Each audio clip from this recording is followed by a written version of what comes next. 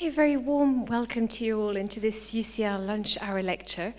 We're just on time to start, and it's a delight to introduce Professor Susan Collins, who's from the Slade School of Fine Art and the Centre for Electronic Media in Fine Art, and she's going to be talking to us about materializing digital works in gallery and physical spaces. So expect to see lots of art, and save your questions till the end. There should be some time for discussion. Welcome, Susan. Thank you very much. Oh, that's working good. Hello, thank you all for coming. And thank you very much to the lunch hour lecture team for inviting me to come and speak. Today I am going to talk about the material of the digital, and in particular how some Slade artists over the last decade or so we're going to kind of be going back in time, including myself, have been translating or materializing digital works for gallery and other physical or kind of real-world situations. So just to give the briefest of backgrounds, I'm currently the director of the Slade, which some of you may recognise. I was a student there in the 1980s, and it was while I was a student in the 80s that I sort of stumbled across computers and began exploring the use of technologies for making artwork. In 1995, I returned to the Slade as a lecturer, and that's when the Slade Centre for Electronic Media was set up. It's also known as SCEMFA. And at the time, SCEMFA was really quite unique in encouraging the use and the exploration of new and emerging technologies as integral and embedded within a wider fine art studio practice. And it began very much with an advocacy role. A lot of artists weren't even aware of the use of technologies. A lot of people with technology maybe didn't see what was going on in the art world. And over the years, that's become less relevant as things have been adopted. And it's evolved into a research group, bringing together artists, students, and researchers from across the Slade and beyond who are in some way exploring or exploiting emerging technologies within a fine art context. So for those of you that haven't had the pleasure of going to the basement of the Slade, a couple of pictures there. One of the most common current threads of this group, and one that I'm particularly engaged with, is an exploration of the material of the digital, the subject of this talk, and really looking at it from a whole range of different critical, cultural, and quite tangible perspectives. And what I plan to do in this lunchtime slot while you're eating your sandwiches is to fast forward you through some very bite-sized and somewhat eclectic snapshots of a range of work that's come out of the Slade over the past few years, but by both staff and students, and including some work by artists who really don't consider themselves to be working primarily in the digital domain at all. So I'm going to start with a few works that are, in a sense, quite culturally specific, in that they rely on the cultural context of the technological times in which they were made. And I'm going to start with a work of mine from the late 1990s, and it's a work called In Conversation. And it's a work that was intended as an experiment. And it was an experiment to bring together two very different forms of public space, the street and the internet, by providing the means for people on the street and people on the internet to have a live conversation with each other via a camera, microphone, speech recognition software, and a projected mouth on the pavement. And I think you can see how dated this work is just by looking at the web browser. There are probably people here that never even saw Netscape. So it was installed in a number of different locations in countries over a 4-year period, and this is from its first incarnation in Brighton. So on the street, passers-by encountered an animated mouth projected onto the pavement, and there were sort of hidden loudspeakers through which they could hear a voice which was triggered by the internet users who were trying to strike up a conversation with them.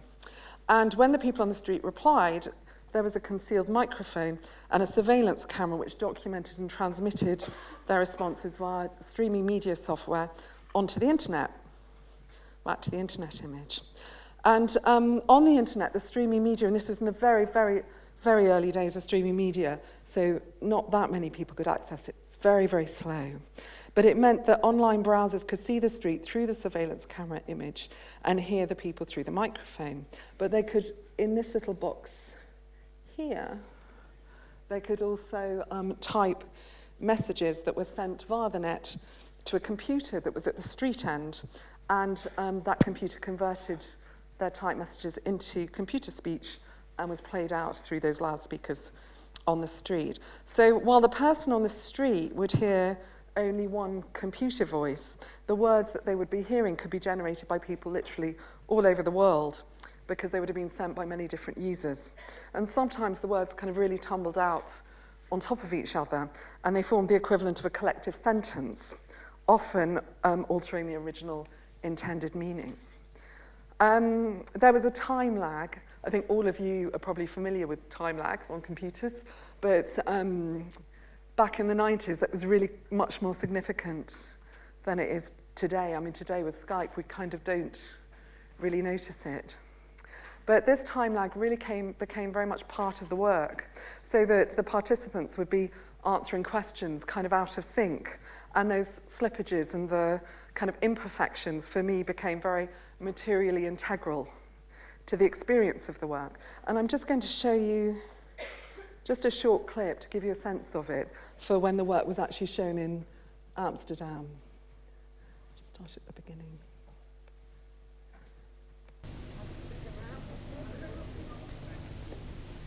Hey, what's your name?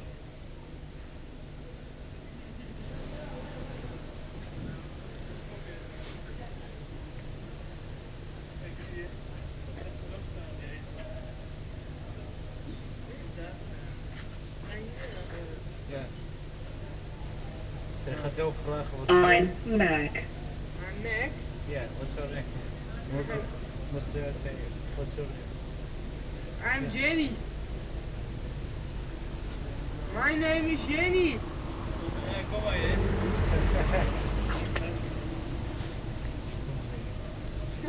Are you shy? No. Are you shy, Jenny? Yes, I am. But I'm no shine.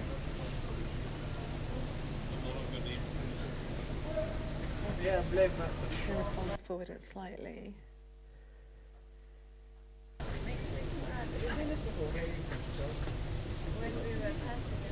Great. I'm from Chicago.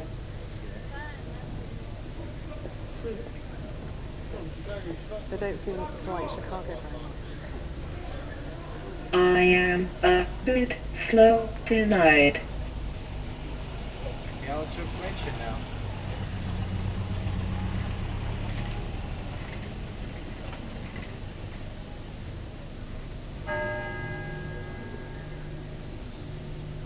Don't go away.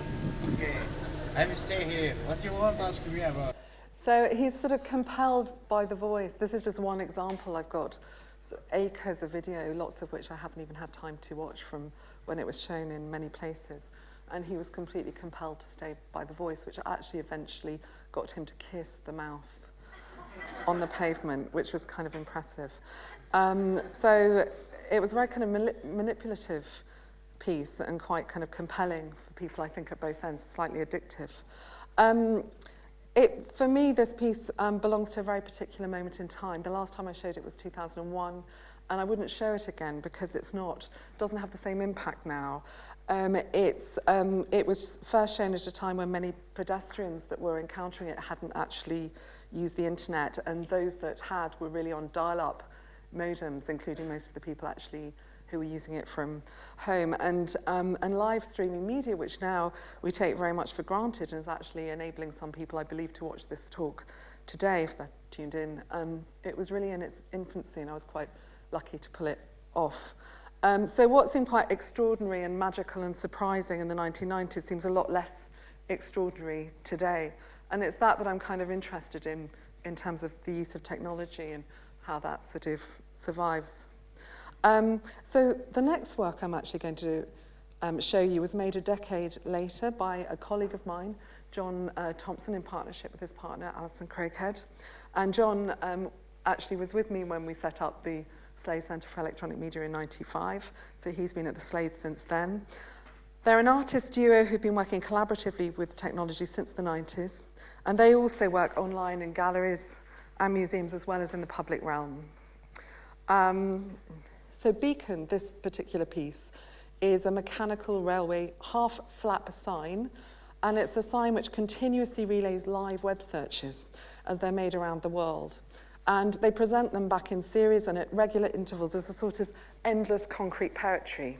The sign updates itself every 60 seconds with that sort of signature flurry that one associates with this kind of now almost extinct announcement board.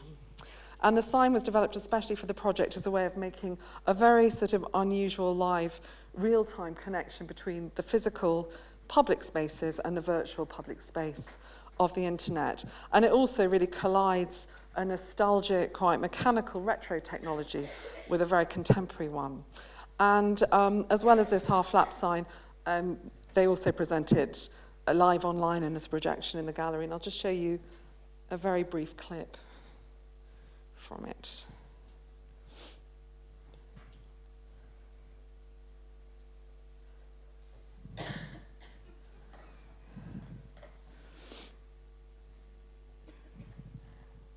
There.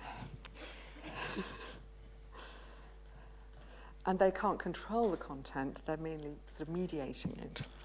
So moving on swiftly, Jack Strange, he's a young British artist. He graduated from Slade undergraduate course nearly 6 years ago, and he's shown extensively with commercial galleries in London and New York since. He works across a wide range of media, recontextualizing and reimagining the functions of everyday objects, like this one, and ideas in a manner that's quite humorous and quite surprising, and at times revealing, often creating quite unexpected relationships between materials.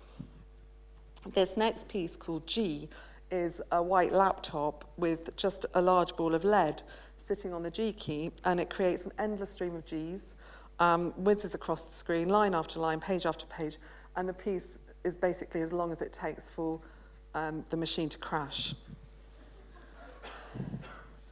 This is a particular favourite of mine, and it kind of relates to the idea of kind of cultural context probably the most strongly. And it's, you may recognise this image, any of you. How many of you use Macintosh computers here? Recognise this image? It's a small rainbow-coloured spinning paper circle, and the motor is hidden so that all the viewer sees, and it is spinning weight cursor sized, all the viewer sees is the paper drawing spinning round endlessly.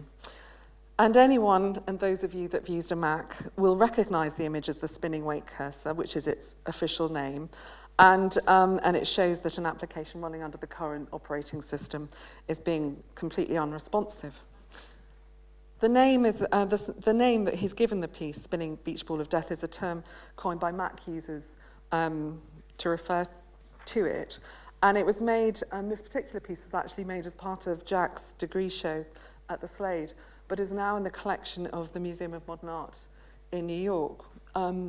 What I find particularly interesting about that, beyond the fact that that's obviously kind of amazing that this piece of work that was made at a degree show has ended up at MoMA, is that for future is what it will look like to somebody in 20 years' time.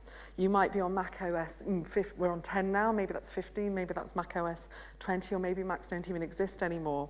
And so somebody actually looking at that piece of work, it won't have the same point of reference, it won't have the same recognition value, and is bound to eventually become completely liberated from its current cultural context, which completely lends it its meaning.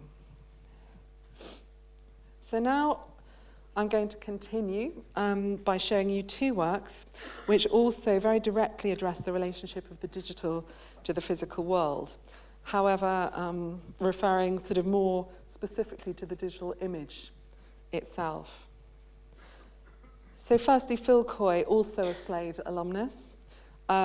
This is a piece of work called A Walk in the Park. It was made in 2001. It's essentially a one-to-one manifestation of pixels from satellite photographs of Central Park in New York. And Coy was inspired by a press announcement in the year 2000 that the entire surface of the planet had been mapped by satellite photography. And to Coy at that time, which is over a decade ago now, the announcement indicated that in effect our entire natural landscape had been digitized. And here was now a digital, representation of the world that stood in parallel to the real physical world, and a world which was essentially reduced to this very finite number of pixels. And so in this piece, a very simple piece in lots of ways, but a conceptual piece, A Walk in the Park, he's imagined this parallel world blown up to a one-to-one, real-time, sort of real-size scale, so that the world's surface has become a series literally of coloured squares. And these 12 pixels, colour accurate, were taken from a satellite photograph of Central Park in New York and enlarged just using MDF and emulsion paint, and these now can be resituated wherever. And these particular images are of the work when it was installed in the Slade Research Centre in Woburn Square. The next piece I'm going to show is Simon Faithfull. He actually gave a lunch hour lecture about 2 or 3 years ago on another piece of work. But I'm showing this particular piece of work because of its very low-tech, particular low-tech quality. And he's an artist known for making pixelated drawings on handheld electronic devices. Originally, he used just his sort of Palm Pilot and a stylus, but I think he's had to graduate. He's done many series of work which involved emailing or transmitting drawings from remote locations, including a residency in Antarctica. He's also found ways of inscribing these drawings into material forms, and actually any of you that have been to Liverpool may have come across his work inscribed in paving stones outside Liverpool Lime Street station. But here is an example of a less permanent work, but one that I feel is quite poetic in its simplicity and its low-techness. And it was made for a show at a gallery in Brooklyn, New York. And a Palm Pilot drawing was made which charted the length of the street that the gallery actually looked out on. The street was called Grand. And then a detail from the drawing was transcribed onto the window of the gallery using post-it notes as pixels, yellow post-its, and apparently in New York you can find black post-its, and also using the spaces. And you can see in this final image the actual relationship between the drawing and the actual street that it sits in. Simon also, for those of you that have iPhones, he has an iPhone app called Limbo that I think all of the drawings he's ever done are now in a sort of massive geo-located database. And he's done loads of drawings around here, so it sort of pings as you kind of walk around campus. And if any of you are interested, you can download that, and every time he uploads a new drawing, it alerts you. And he draws a lot, so you get a lot of alerts.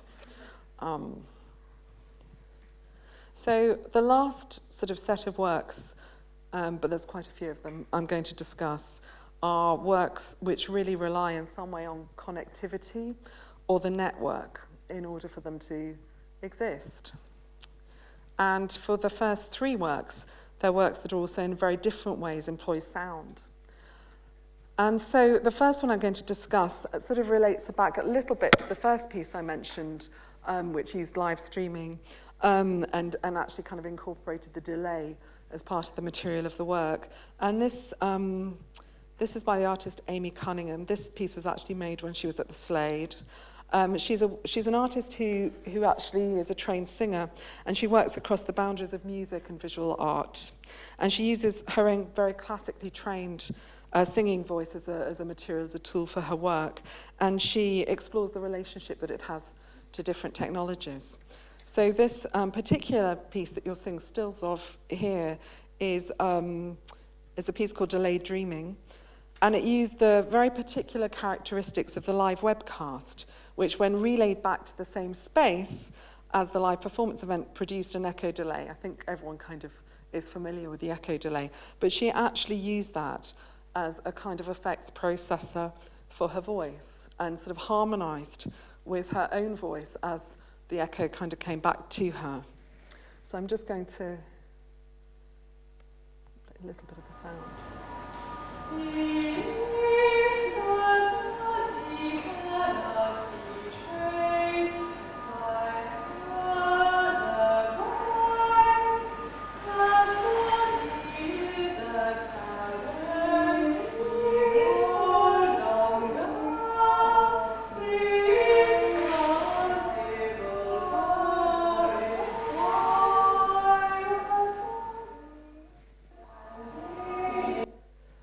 So the structure of Amy's performance completely relied on the given qualities of the live webcast relay on the day that she was performing, in particular the speed of the network connection, and those things were completely out of her control, so it was very sort of responsive and flexible, I suppose, piece of work. Another work employing sound is a work that was also first realised at the Slade, this in the Slade Research Centre. And it was a piece by Martin John Cullinan, who's also a member of staff at the Slade. And the piece is called Sonification of You. And the aim of this particular piece was to make wireless data flow visible and really enhance awareness of it to people carrying active devices. So if it was sort of active in this room today, we would have this incredible soundscape, because I'm guessing that all of you've got mobile phones, Wi-Fi, all sorts of things probably buzzing around that you're not even maybe actively using, but are sending signals regardless. Because the work passively scanned the various radio spectrum frequencies used by mobile phone devices, Bluetooth and Wi-Fi networks within a particular space. And the data information he then represented by assigning particular audio sounds that could indicate activity, distance, and the strength of the various signals. And the result really was to create a background sound for a space that was representational of the people in it and their devices. I'm just going to play you a little bit of the resulting sound. He doesn't like the idea that I think of it as a piece of generative music, but that's exactly not what Martin thinks. You might have a different idea.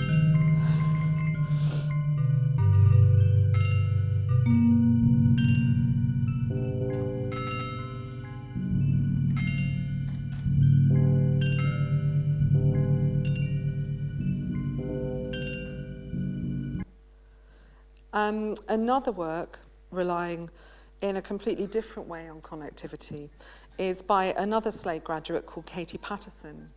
And, oh, that was good. That was really kind of almost perfect timing. Katie's already enjoyed success internationally for her very poetic works, combining technology with concerns around landscape and the world, actually, and the planet.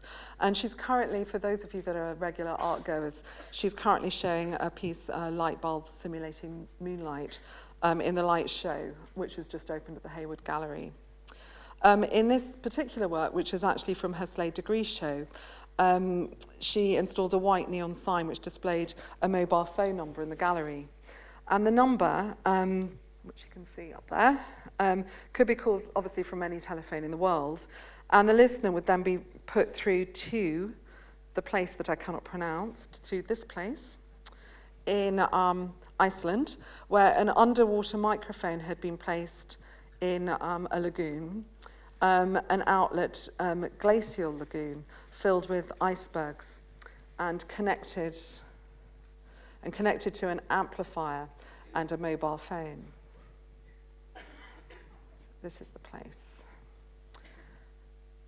And the purpose of the piece was so that listeners, people who called in, could actually hear the sound of the glacier melting in real time.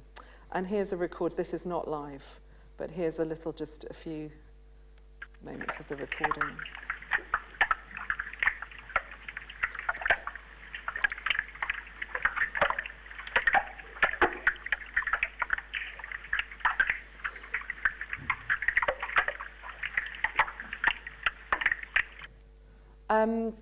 I'd like to finish by showing some of my own more recent work, and it's work which also relies on transmission and the network for its fabrication.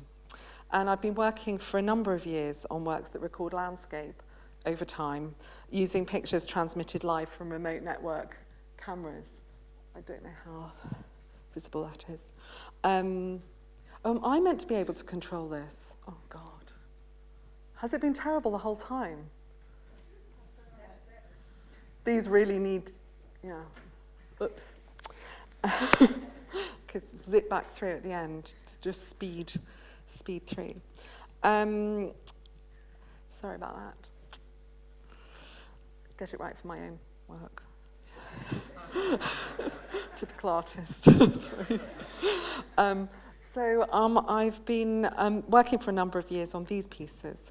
They're constructed very slowly, pixel by pixel, from top to bottom and left to right.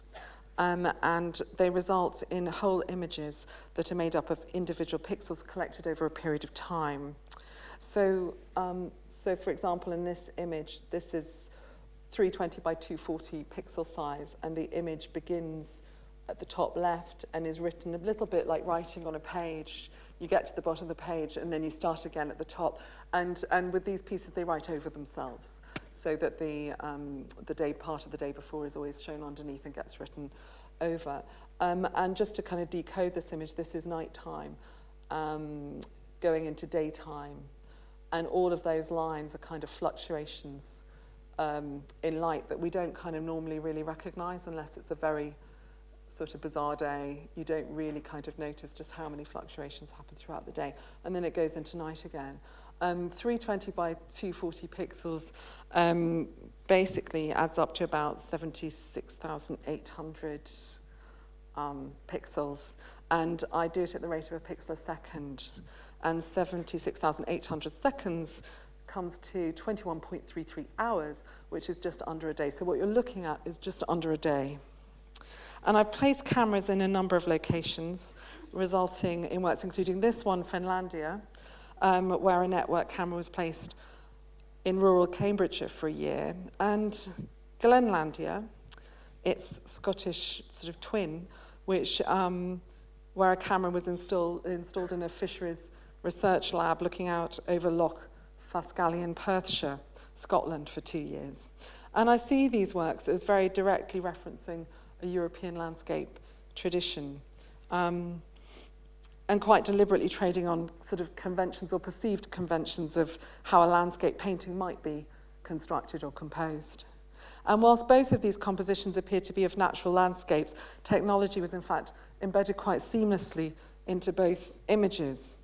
With Finlandia, the camera was looking out over a technological marvel of an earlier age, the fens of Cambridgeshire, a reclaimed land of ditches and drains, while the subject of Glenlandia, Loch Fascally, is in fact a man-made loch.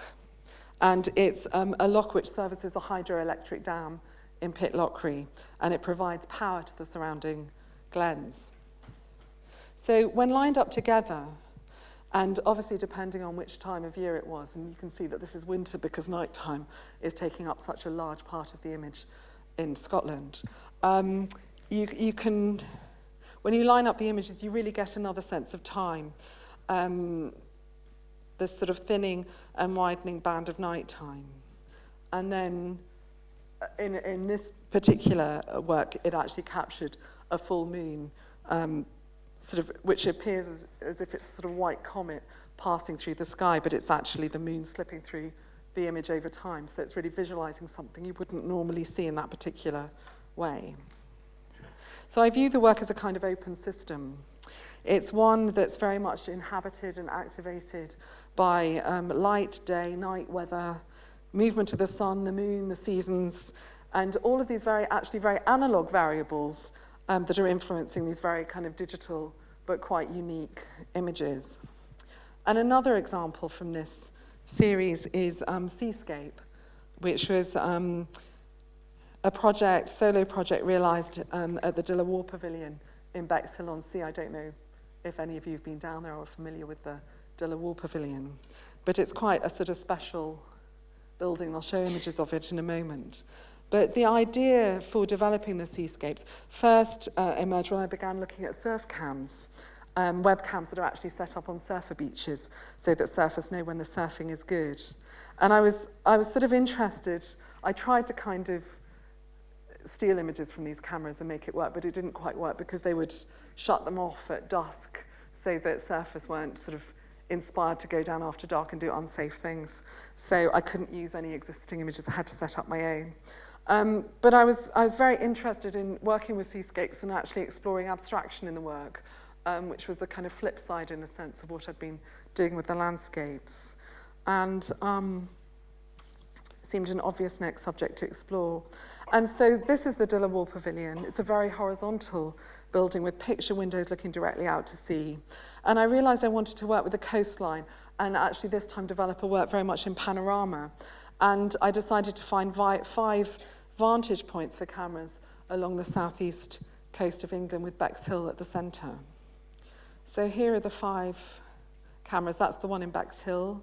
That's one on a friend's beach house in Pagham. That was a very nice beach cafe that let me put a camera and an internet connection in. That's Lee's Cliff Hall in Folkestone. And that's somebody I'd never met before's house in Margate. It's very nice of them. And all of those cameras transmit the images actually back to the basement of the Slade. Some of my colleagues are here and they probably don't really know I've been doing this. They're sort of lined up in a sort of cupboard type room that used to be my office at the Slade. And that's where all the work happens. That's where all the sort of images actually get constructed. And so for the seascapes, the whole image is actually, I've sped the process up. I didn't want nighttime in all of the images to dominate it. But for seascape, a whole image is actually made up from individual pixels collected over about 6.5 to 7 hours, which is about the time it takes for the tide to come in or to go out. And the projections that you see here are live. When I actually showed the piece at the Dillawall, I had live projections from each of the cameras, slowly accruing the pixels, actually projected against the live backdrop of the sea in Bexhill itself. You can sort of see that here. And as with the landscapes, the bands of black that you see in the work at night, and in the morning you can see the image emerge from nighttime into dawn, into day. And then at the end of the day, you can see it slip into night.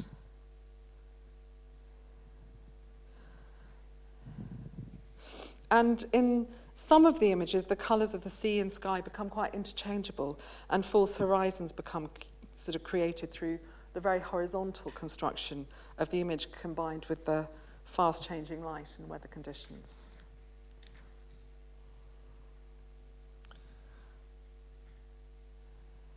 I've got a massive archive. I saved images every 5 minutes for a year for each camera. And so the archive actually came to about 500,000 images, not all of which are very interesting, but I had to sift. I think I probably have seen all of them, but you build up a sort of method to deal with the data. Part of what I did was actually experiment with printed outputs from the vast image archive, and in selecting from that sort of massive database, the show incorporated a number of printed works. And so I'm just very briefly showing some installation shots from the exhibition. But one particular example, and the one I'm going to finish on, was a very long piece in the gallery, which I called 7 Days in June. And it's a 10.5 metre long print. And it shows a continuous timeline over 7 days in June of the seascape view, actually in Bexhill from the Dillawall Pavilion itself. And the images within the timeline are constructed in exactly the same way as the images I've shown you, but that they've been kind of printed seamlessly end to end, so that the ebb and flow of night into day sort of might reveal the way that time is embedded in a very physical, sort of visual, tangible way. And if you're actually walking up and down this piece, you really are kind of walking the timeline. So here are some images of it being made in the digital studio, the basement of the Slade. It took 7 hours overnight. And then that's it, installed. So to conclude, I think most of the artists I've shown today, while referencing our current network technologies, have not really been motivated by a desire to demonstrate technology or the latest technologies. And I think, if anything, most of them, myself included, might be seen as sort of celebrating a kind of low-tech or no-tech solution, and exploring or reworking given technologies that are in everyday use, and really exercising a kind of simplicity of means. But whilst I've shown you a fairly eclectic selection, what most of these artists, I think, have in common is a sense of cultural critique and a co-opting of technology and its implications as quite intrinsic to the work's conceptual and material content. So thank you very much.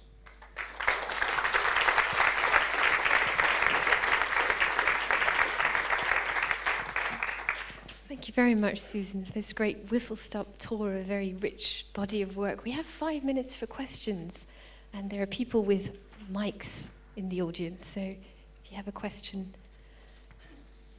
now's the time. Yeah, this one. It's not so much as of a question as wanting you to expand maybe on this trend I saw maybe in a lot of the artworks, yours included, which seem to not only have a link between technology and nature, but also this something you termed as flexible. So this idea that it doesn't have a predetermined result, but it navigates itself through itself. And I was just wondering if you could maybe say something specifically about that theme that seems to ride through all these works. Yeah, no, I know exactly what you mean, and it's really about the open system. It's about something that doesn't really have a beginning, middle, or end. So the first piece I showed you in conversation is really a complete embodiment of that. I've never seen the whole work, and I didn't know. And all you do is you set up the parameters and for the work, so that's, in a sense, the architecture, and then the work plays out, and you're observing, you're surprised by it. And I think it's a little bit like, if you're an artist, you might have a very fixed idea of what you want, but it's always great when you get a surprise on the way. And I suppose in terms of the way I work, I sort of build that into the piece of work itself. It has pros and cons. You can't guarantee if somebody goes to see a piece of work that's actually kind of evolving, you can't guarantee that it's going to be doing exactly the thing that excited you the most at the point at which somebody actually goes to see it. But it might be doing something else. So. It seems like a very accumulating of data process, though, and then the end result could be something very residual, very minute compared to the whole process of this accumulation, whether it's footage or, yeah. Yes, yes, well, they're quite rich resources. I think what interests me with the pixel work is I set the whole thing up for a year and I checked on them. I kind of miss them. I haven't got a live camera running at the moment, and I kind of miss it because I would check every day to see what was sort of happening. And then, of course, I would also miss things, so I'd have to go through the archive and see if there were any surprises. But it would be making work while I was sleeping. I mean, that's really great, you know, or while I was teaching at the Slade, like the work would be making itself. You just sort of set it up. It's fantastic.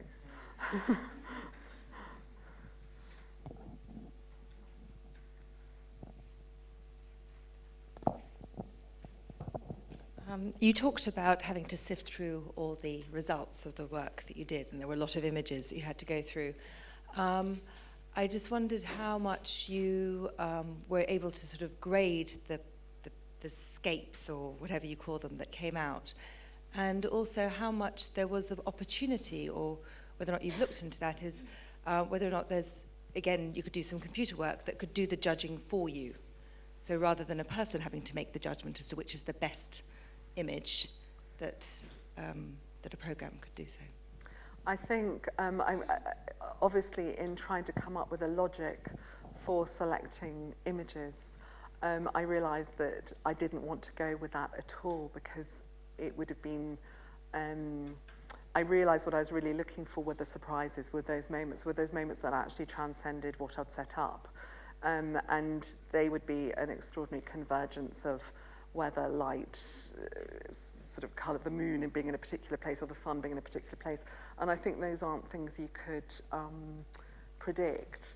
I thought about, you know, it being logical, oh, it should be midday every day, you know, or something like that, and very quickly realised that that wasn't going to give me what I wanted, which was actually, while setting up a system effectively, I don't think I'm a systems artist. At the end of the day, I set up the system, and then actually my engagement as an artist is very editorial in terms of going in. The one thing I don't do is manipulate the images. It's really important for me that clearly any image that's made has been mediated by the technology, depends entirely on the kind of camera used and all sorts of things, the colours that emerge and the lighting and whether it can cope with that. But I don't, once the image has been captured, I don't mediate. That hasn't probably entirely answered it, but... One final question.